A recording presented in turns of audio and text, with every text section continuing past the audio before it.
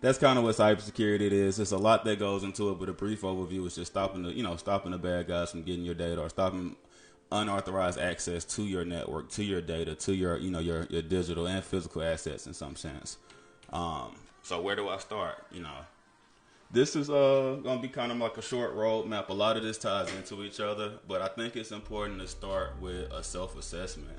I think that in order to know where you want to go and how to get there, you have to know where you are right now. So if you don't sit and do an assessment on, hey, this is where I'm at, this is what skills I have, this is what I can stand to work on, then it's going to be kind of hard to start applying for jobs and feel confidently applying for jobs and moving on when you don't have the base. So, and security, if you ask me, is all about it all goes back to a foundation. You have to have a solid foundation with hardware, with networking, with a little bit of programming. You kind of have to know a little bit of everything.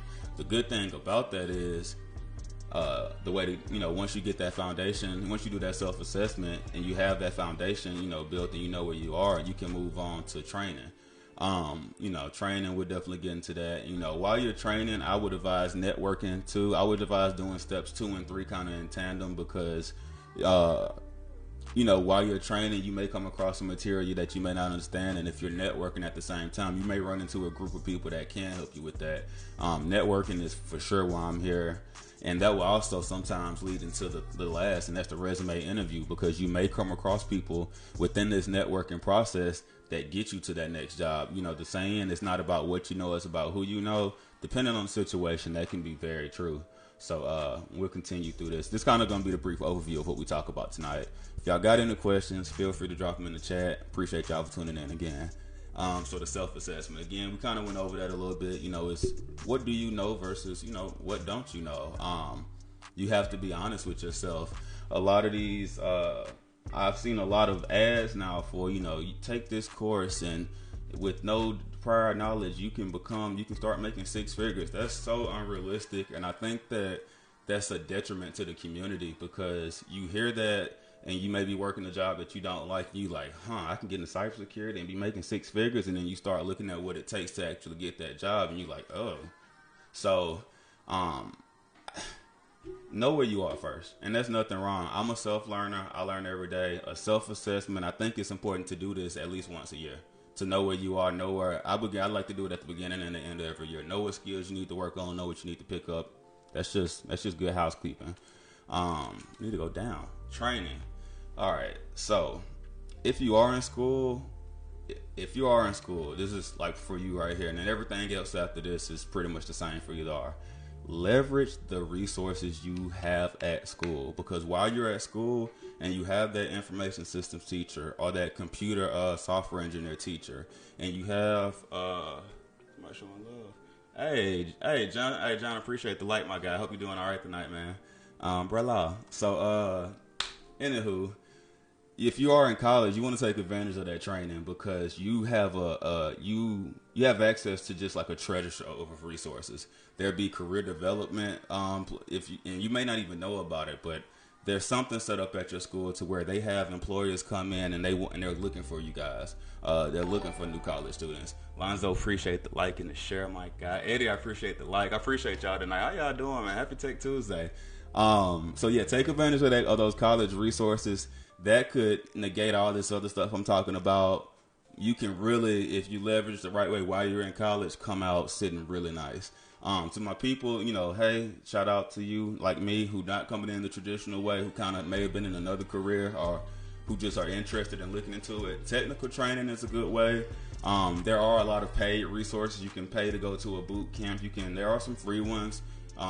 Figuring that out. From there, everything I'm gonna speak out from here is kind of what you can go do on your own. YouTube. YouTube. Would not be where I am right now without YouTube. I YouTube everything, even when I do know it, just to make sure I do know it. So YouTube is a great resource. Falling back to the fundamentals, one of the most important things I think that etching out your fundamentals to do would be to get 3 certs in particular. And you don't have to necessarily get them, but at least going through the coursework form will help you. The CompTIA A+, the Net Plus, and the Security Plus. CompTIA is just the name of the vendor that hosts the certification.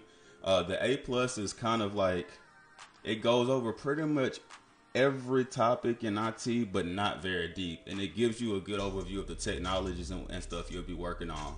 I do have a let's pull it up.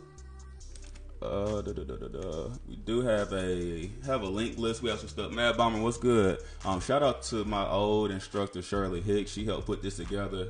This is so for the A plus, it comes with like a bunch of objectives you can look at.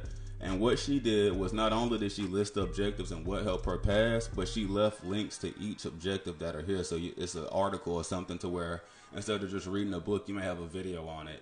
If this interests anybody, I got a few resources I'd love to push out. Let me know. But yeah, starting there, I would definitely get that A plus certification. If not get it, at least watch the YouTube videos on it. You can get on YouTube and watch the complete certification course without taking it. I would at least recommend doing that for the A plus and the Net plus, because the Network plus, I have my A plus, Net plus, and Security plus certifications. Without a doubt, the Network plus was the most crucial for me, because what I do now involves so much networking.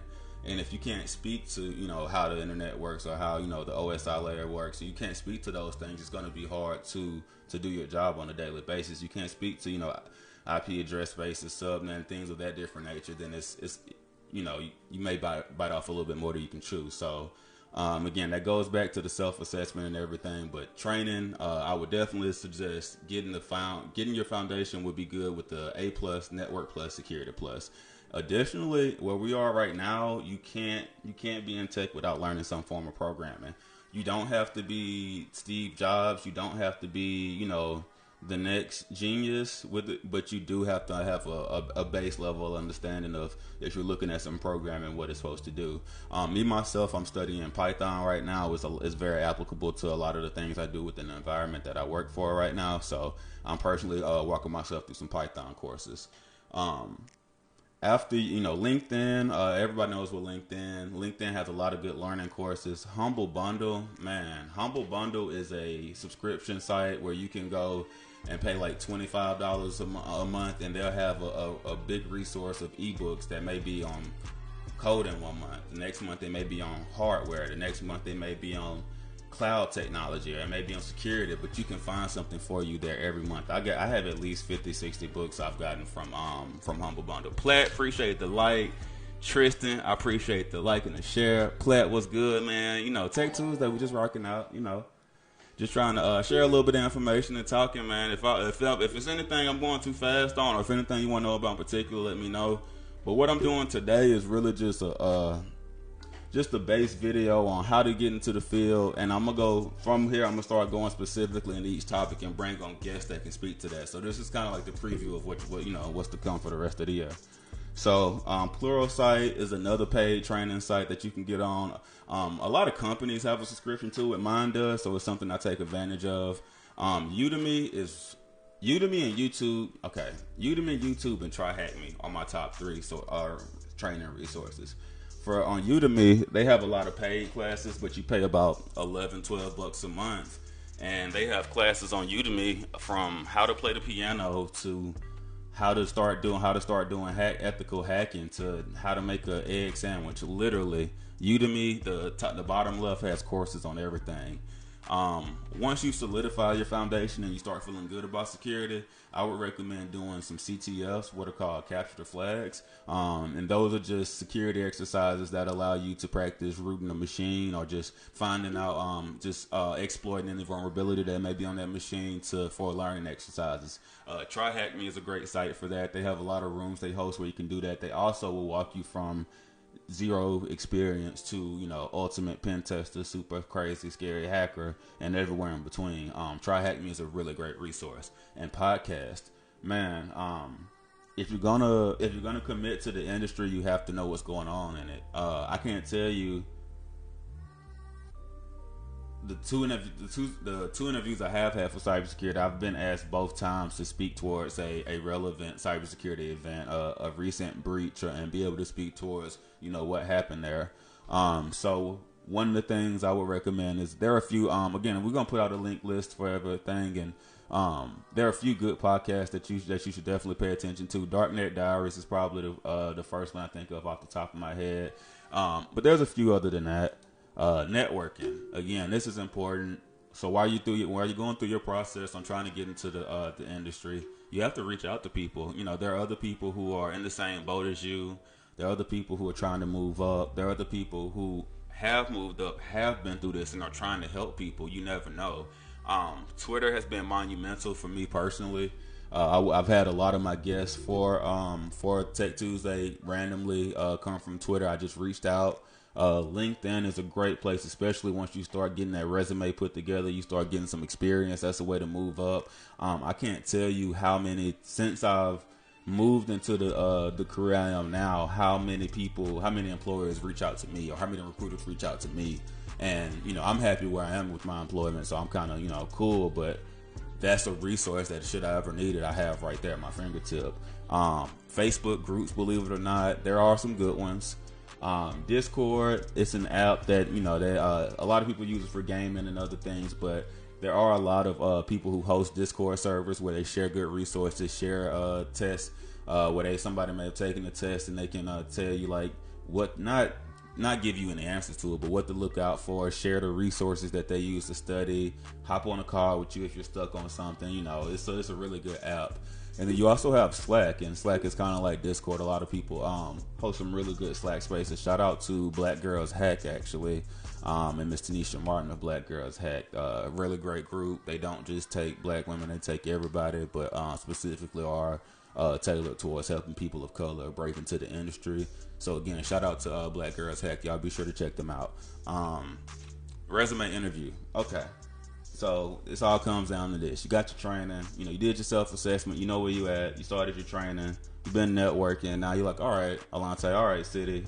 You know, let's make something happen. I've been putting all this work in on the back end. What do I do?